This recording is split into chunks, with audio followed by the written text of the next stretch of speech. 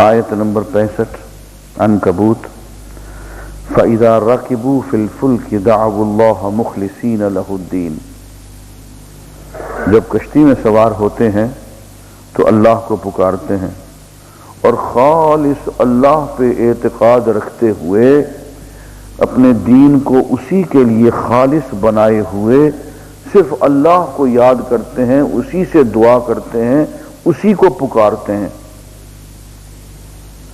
فلما نجاہم الی البر اذا ہم یشرکون، اور جب اللہ انہیں خشکی کی طرف نجات دے دیتا ہے تو پھر شرک کرنے لگتے ہیں۔ انسانی فطرت یہ ہے، قرآن انسان کی اس فطرت کی طرف ہماری توجہ دلاتا ہے کہ جب انسان پہ بہت مشکل گھڑی آ جاتی،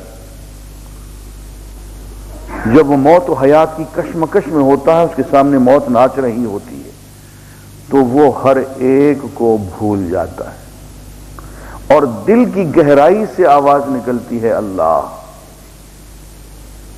اے اللہ تو بچا دے۔ یہ جب وہ سوچ کے نہیں بلکہ بہت بے قرار ہو چکا ہوتا ہے اور اس کو کوئی اور سہارا نظر نہیں آتا ہے، تو سارے جھوٹے معبود اس کے دھرے کے دھرے رہ جاتے ہیں اور وہ اللہ کو پکارتا ہے۔ قرآن یہ کہتا ہے کہ ذرا اس گھڑی کو یاد کرو جب تم کشتی میں سوار ہوتے ہو، کشتی منجھدار میں آ جاتی ہے، ہچکولے کھاتی ہے، تو سچ سچ بتاؤ اس وقت تم لات کو یاد کرتے ہو، ہبل کو یاد کرتے ہو، عزا کو یاد کرتے ہو، کس کو یاد کرتے ہو؟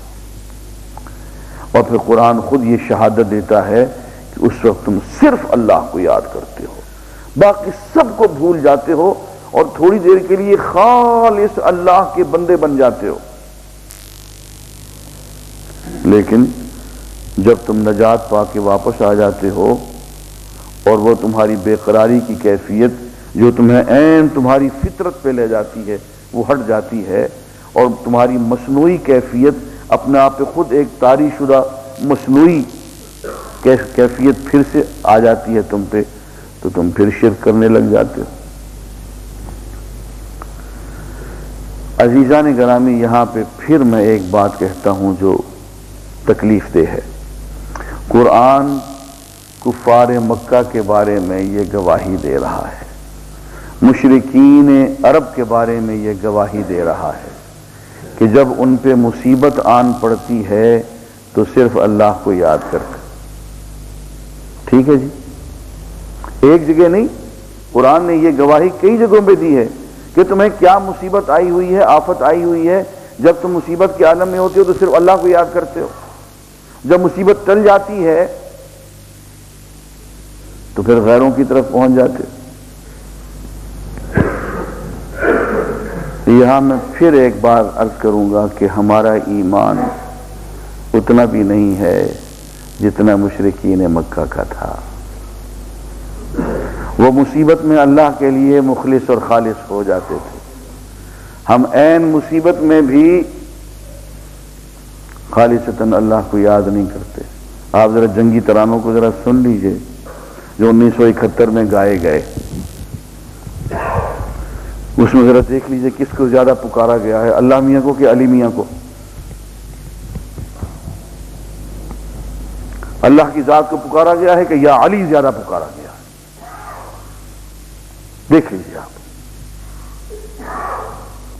ہماری قومی زندگی کے وہ مشکل ترین لمحات تھے، ہم نے اس میں اللہ کو بہت کم پکارا ہے، ہم نے علی حیدر کو زیادہ پکارا ہے رضی اللہ تعالیٰ عنہ۔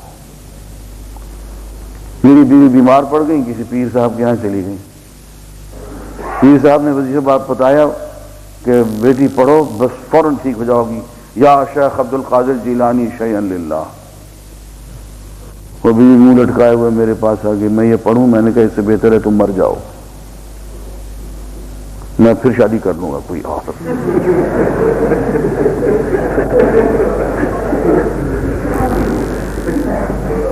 اس وظیفہ پڑھنے سے بہتر ہے کہ تم بیمار رہو اور مر جاؤ۔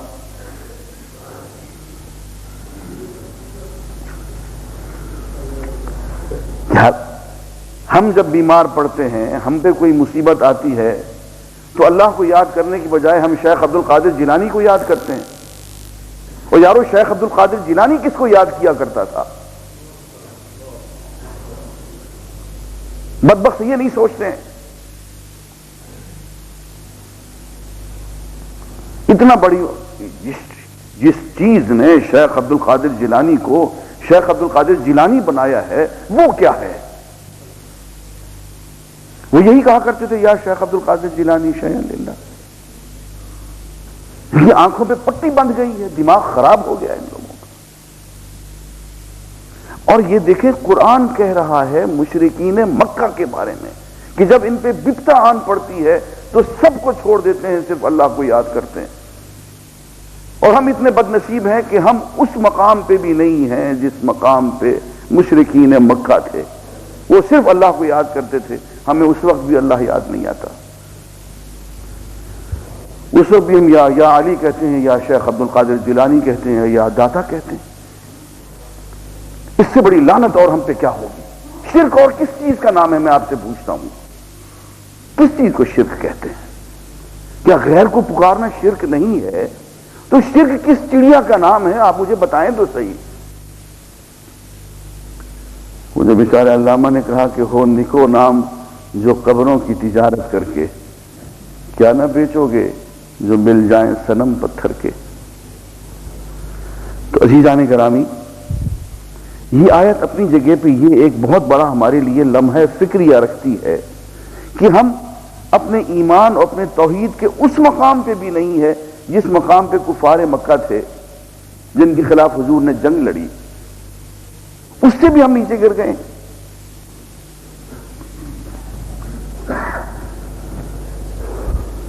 لیجیے باقی آگے.